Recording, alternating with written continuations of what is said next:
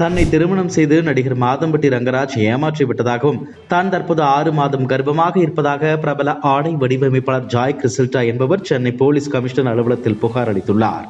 நடிகரும் பிரபல சமையல் கலைஞருமான மாதம்பட்டி ரங்கராஜ் தன்னை சென்னையில் உள்ள ஒரு கோயில் ஒன்றில் வைத்து திருமணம் செய்து குடும்பம் நடத்தியதாகவும் இதனால் நான் தற்போது 6 மாதம் கர்ப்பமாக இருப்பதாகவும் இந்நிலையில் தன்னை விட்டு பிரிந்து சென்று விட்டதாகவும் முதல் மனைவியை விவாகரத்து செய்து விட்டதாக பொய் சொல்லி என்னை திருமணம் செய்து ஏமாற்றிய மாதம்பட்டி ரங்கராஜ் மீது உரிய நடவடிக்கை எடுக்க வேண்டும் என்று புகாரில் தெரிவித்துள்ளதாக போலீசார் தெரிவித்துள்ளனர். அந்த புகாரின்படி விசாரணை நடத்த சம்பந்தப்பட்ட போலீசாருக்கு உயரதிகாரிகள் உத்தரவிட்டுள்ளனர்.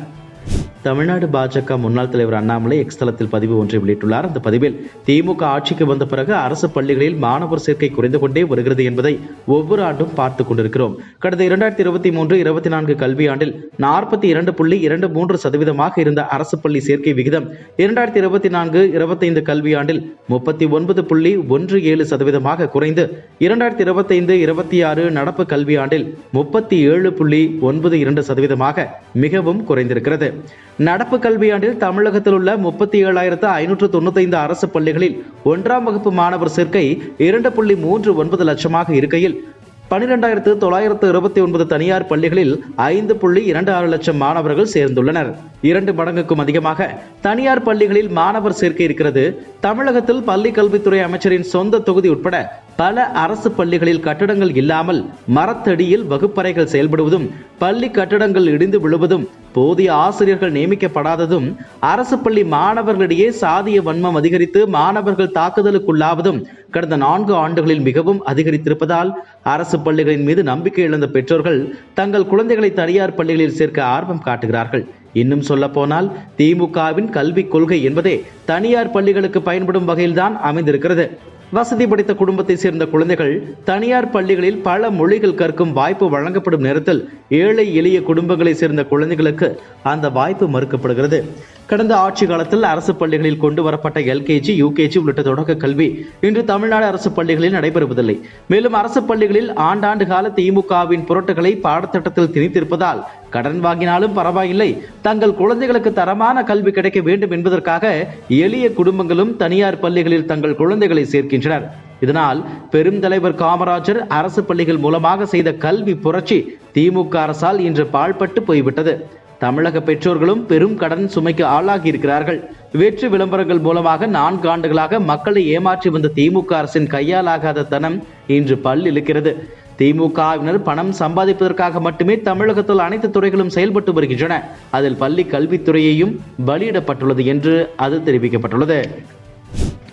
இரட்டை இலை சின்னம் தொடர்பான நீதிமன்ற அவமதிப்பு வழக்கில் தேர்தல் ஆணையம் பதில் தர உத்தரவிடப்பட்டுள்ளது. அதிமுக முன்னாள் நிர்வாகி புகழேந்தி தொடர்ந்த வழக்கில் டெல்லி உயர்நீதிமன்றம் உத்தரவிட்டுள்ளது.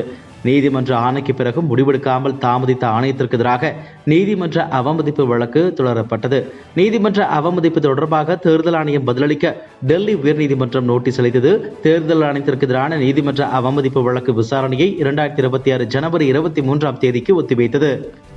நாடு முழுவதும் வாக்கு திரட்டு நடைபெறுவதாக நெல்லையில் தேமுதிக பொதுச் செயலர் பிரேமலதா கூறியுள்ளார். தேர்தலிலும் துஷ்பிரயோகம் நடக்கிறது. தேர்தல் ஆணையமும் நீதியரசர்களும் இணைந்து ஜனநாயக நாட்டில் முறையான தேர்தலை நடத்த வேண்டும். அப்போதுதான் தேர்தலில் நிற்பதற்கும் தேர்தலில் போட்டியிடுவதற்கும் வழிவகை கிடைக்கும். கண்கூடாக வாக்குக்கு காசு கொடுப்பது தெரிகிறது. இதுவரை எந்த நடவடிக்கையும் எடுக்கவில்லை. பீகார் மட்டுமல்ல, இந்தியா முழுவதும் சீர்திருத்தம் வர வேண்டும். சட்டமன்ற தேர்தல் நடத்துவதற்கு 9 மாதம் உள்ளது. கூட்டணி குறித்து உரிய நேரத்தில் முடிவெடுக்கப்படும். விஜய் குறித்தும் கூட்டணி குறித்தும் இனி என்னிடம் எந்த கேள்வியும் கேட்க வேண்டாம் என்று அவர் கூறினார். சிவகங்கை மாவட்டம் திருப்புவனம் அடுத்துள்ள கீழடி, பூவந்தி, மடப்புரம், ஏனாதி, நெல் முடிக்கரை பகுதிகளில் கடந்த 21, 22 ஆகிய தேதிகளில் உங்களுடன் ஸ்டாலின் முகாம் நடந்தது. தமிழக முதலமைச்சர் ஸ்டாலினால் துவக்கி வைக்கப்பட்ட திட்டத்தின் தரப்படும் மனுக்கள் 45 தினங்களுக்குள் தீர்வு காணப்படும் என தெரிவிக்கப்பட்டிருந்தது. இந்நிலையில் திருப்புவனம் வைகை ஆற்றில் உங்களுடன் ஸ்டாலின் நிகழ்ச்சியில் பெறப்பட்ட 50க்கும் மேற்பட்ட மனுக்கள் மிதப்பதாக தகவல் வெளியானது. இதுகுறித்து அப்பகுதியை சேர்ந்த கார்த்திக் என்ற இளைஞர் திருப்புவனம் காவல் நிலையத்திற்கு தொடர்பு கொண்டு தகவல் தெரிவித்தார். விரைந்து வந்த காவல்துறையினர் மற்றும் அப்பகுதியை சேர்ந்த கிராம நிர்வாக அதிகாரி தலையாரி ஆகியோர் ஆற்றில் மிதந்து சென்ற மனுக்களை சேகரித்து எடுத்து சென்றனர். தமிழகம் முழுவதும் 45 தினங்களுக்குள் தீர்வு காணப்படும் என்று மனுக்கள் கொடுத்த மக்களுக்கு இந்த சம்பவம் பெரும் அதிர்ச்சியும் வேதனையும் ஏற்படுத்தியுள்ளது. அரசு அதிகாரிகளின் மெத்தன போக்குக்கு அதிமுக, பாஜக, நாத்தக உள்ளிட்ட எதிர்க்கட்சிகள் கடும் கண்டனங்களை பதிவு செய்துள்ளனர். மதுரை காலவாசல் பகுதியில் உள்ள மேற்கு சட்டமன்ற தொகுதி அலுவலகத்தில் அதிமுக முன்னாள் அமைச்சர் செல்லூர் ராஜு எடப்பாடி பழனிசாமி எழுச்சி பயணத்திற்கான பிரச்சார வாகனம் மற்றும் நிழற்குடைகளை துவக்கி வைத்தார். தொடர்ந்து இந்த நிகழ்வில் செய்திகளை சந்தித்தார். அப்போது பாஜக மாநில முன்னாள் தலைவர் அண்ணாமலை 2026 சட்டமன்ற பொதுத் தேர்தலில் எடப்பாடி பழனிசாமியை உயிரை கொடுத்தாவது முதலமைச்சர் அரியணையில் ஏற்றுவோம் என்று பேசியது குறித்து கேள்வி எழுப்பினர். இதற்கு பதிலளித்த செல்லூர் ராஜு, அண்ணாமலை உயிரை எல்லாம் கொடுக்க வேண்டாம், அவரது கட்சிக்காரர்களை தூண்டிவிட்டால் போதும். அன்பு சகோதரர் அண்ணாமலை அவரது கட்சிக்காரர்களுக்கு வேண்டுகோள் விடுத்தால் போதுமானது. அதிமுக ஆட்சி வளரப்போவது உறுதி என்று செல்லூர் ராஜு கூறினார். தற்போதைய சூழலில் லோக்சபா தேர்தல் நடந்தால் பாஜக தலைமையிலான தேசிய ஜனநாயக கூட்டணி 324 இடங்களில் வெற்றி பெறும் என்று கருத்து கணிப்பில் தெரிய வந்துள்ளது. மேலும் காங்கிரஸ் இடம்பெற்றுள்ள இண்டி கூட்டணிக்கு பின்னடைவு இருக்கும் என்றும் கணிக்கப்பட்டுள்ளது.